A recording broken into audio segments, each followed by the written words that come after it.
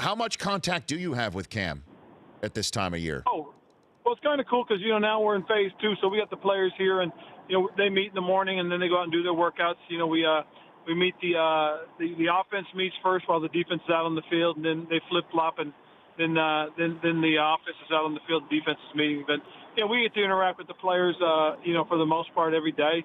And it's cool. It really is. It's kind of good to see everybody, see the direction that I believe we can be headed, and feel really good about the draft we had, too. How different will the offense look with Norv Turner now at the controls, Coach? What do you think? That's the one thing I think that people got to understand is that, for the most part, this offense, when Rob Chudzinski was our original offensive coordinator, came from Norv's background because Chud had worked with Coach and for the most part was installing what Norv's basic philosophy of football. So it's kind of getting back to the original roots of who we are as a football team offensively.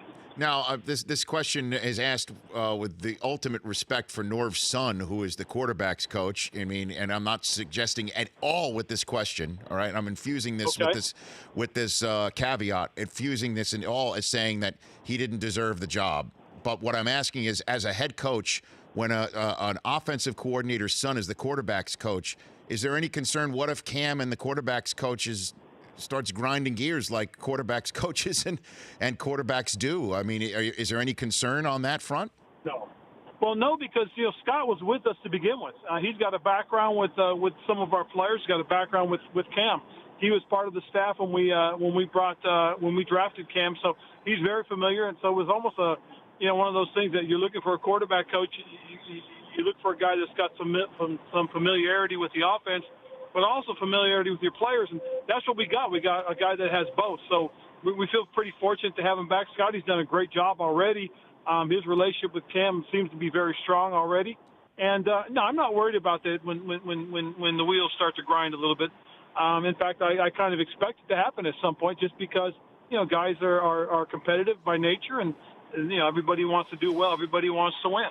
Well, and getting Norv is as great a get as any coach can have for an offensive coordinator. How much arm twisting did you have to do to get Norv to take the gig, Coach? Well, it was interesting because, I called Coach and we talked a little bit, and the biggest thing he said is I got to check with the wife to make sure she's on board. Right, and he called me later that afternoon, and it was great because I had worked for Norv. I'd coached for him for 4 seasons, and and quite honestly, it was one of the best times I had coaching. I mean, I really enjoyed my time with him, and things went really well. We were fortunate. We had 4 winning seasons while I was there, and I really appreciated his knowledge of the offensive side of the ball. The Rich Eisen Show, weekdays at noon Eastern on Audience.